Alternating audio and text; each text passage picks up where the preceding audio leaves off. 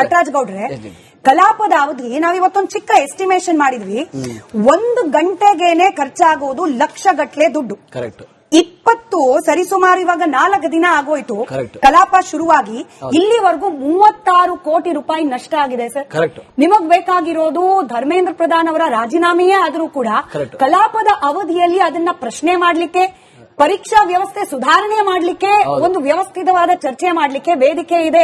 But Congress ಪಕ್ಷಕ್ಕೆ ಅದು ಬೇಕಾಗಿಲ್ಲ. ಕಾಂಗ್ರೆಸ್ ಪಕ್ಷಕ್ಕೆ ಬೇಕಾಗಿರೋದು ಜನರ ಅಭಿಪ್ರಾಯವನ್ನ ಸೃಷ್ಟಿ ಮಾಡುವಂತಹ ಒಂದು ಪ್ರಯತ್ನ ಅಷ್ಟೇ. ಸದನದ ಒಳಗೂ ಹೊರಗೂ ಮಾಡ್ತಾ ಇರೋ ಡ್ರಾಮಾ. ಅದೇ ಕಾರಣಕ್ಕೆ ಆರೋಪ ಬಿಜೆಪಿ ಅವರು ಮಾಡ್ತಾರೆ. ಮುಂದುವರಿಸಿ. ಇವತ್ತು ನಾವು ಸದನದ ಒಳಗಡೆ ಇದನ್ನ ಚರ್ಚೆಗೆ ತಗೊಂಡು ಬನ್ನಿ ಅಂತ ಕೇಳಿದ್ವಿ, ಆದ್ರೆ ಅವ್ರು ಚರ್ಚೆ ಮಾಡ್ಲಿಕ್ಕೆ ಆಸ್ಪದ ಕೊಡ್ತಾ ಇಲ್ಲ. ಆಮೇಲೆ ಪ್ರಧಾನಮಂತ್ರಿಗಳು, ಎಷ್ಟು ಜವಾಬ್ದಾರಿದ ಪ್ರಧಾನಮಂತ್ರಿಗಳು, ದೇಶವನ್ನ, ನಮ್ಮ ಯುವಕರನ್ನ, ಭವಿಷ್ಯವನ್ನ ಪರೀಕ್ಷಾ ಪೇ ಚರ್ಚಾ ಏನೋ ಮಾಡ್ತಿರಲ್ಲ ಅಂತಹ ಜವಾಬ್ದಾರಿತ ಪ್ರಧಾನಮಂತ್ರಿಗಳು ಇವತ್ತು ಪಾರ್ಲಿಮೆಂಟ್ ಬರದಲ್ಲಿ ಓಡೋಗ್ಬಿಟ್ಟವ್ರೆ. ಅವ್ರು ಓಡೋಗ್ ಅಷ್ಟೊಂದು ಅಧೈರ್ಯ ಆಗಬಾರ್ದು ಅವ್ರಿಗೆ. ನಾನು ಪ್ರಧಾನಮಂತ್ರಿಗಳ ಪರವಾಗಿ ನಾವು ಇರ್ತೀವಿ, ಚರ್ಚೆ ಮಾಡಿ ಮಾಹಿತಿ ಕೊಡಿ, ಬನ್ನಿ, ಅವ್ರು ಯಾರು ತಪ್ಪಿತಸ್ಥರಿದ್ದಾರೆ ಅವ್ರಿಗೆ ತಲೆದಂಡ ತಗೊಳ್ಳಿ, ರಾಜೀನಾಮೆ ತಗೊಳ್ಳಿ, ಇಲ್ಲ ನೀವು ವಜಾ ಮಾಡಿ. ನಿಮ್ಗೆ ಅಷ್ಟು ಧೈರ್ಯ ಇರ್ಬೇಕು. ನಿಮ್ಗೆ ಅಷ್ಟು ಅಧೈರ್ಯದಿಂದ ಇರಬಾರ್ದು ಪ್ರಧಾನಮಂತ್ರಿಗಳು. ಇವತ್ತು ಬಹಳ ಶೋಕದಿಂದ ಹೇಳ್ಬೇಕಾಗುತ್ತೆ, ಈ ಭಾರತದ ಇತಿಹಾಸದಲ್ಲಿ ಇಂತಹ ದುರ್ಬಲ ಪ್ರಧಾನಮಂತ್ರಿ, ಪಲಾಯನ ಮಾಡೋ ಪ್ರಧಾನಿ, ಪರಾರಿ ಪ್ರಧಾನಮಂತ್ರಿ ನಾವು ನೋಡೇ ಇಲ್ಲ. ಕೇಳಿ, ಯುವಕರಿಗೆ, ನಮ್ಮ ಮಕ್ಕಳ ಮೇಲೆ ನೇಮ್ ಪ್ಲೇಟ್ ಇಲ್ಲದ ಪೊಲೀಸರು ಗೂಂಡಾಗಳ ರೀತಿ ಹಲ್ಲೆ ಮಾಡ್ತಾ ಇದ್ದಾರೆ.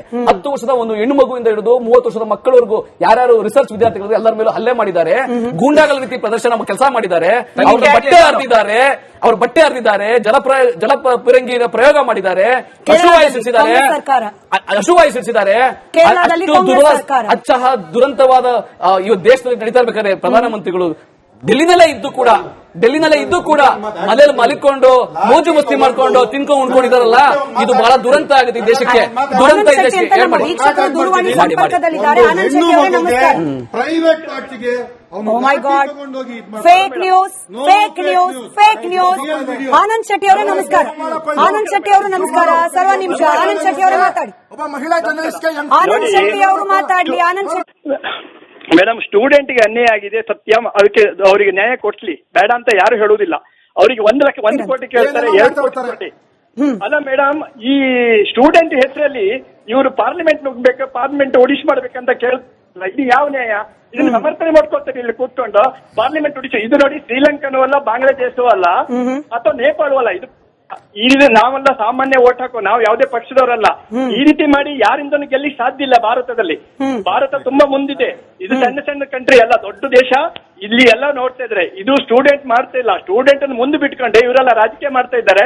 ನೋಡಿ, ಅಲ್ಲಿ ರಜಾಕಂತ ಕೂತ್ಕೊಂಡು ಮಾತಾಡ್ತಾರೆ. ಅವ್ರಿಗೆ ಏನ್ ವೈಯಕ್ತಿಕವಾದ ಕಾಮೆಂಟ್ಗಳು ಬೇಡ ಸರ್. ನಿಮ್ಮ ಅಭಿಪ್ರಾಯವನ್ನು ತಿಳಿಸಿದ್ದೀರಿ, ಧನ್ಯವಾದ. ಆನಂದ್ ಶೆಟ್ಟಿ ಅವರಿಗೆ ಧನ್ಯವಾದ.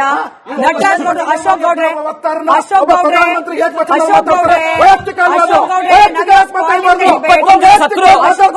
ಹೋಗ್ತಾ ಇಲ್ಲ.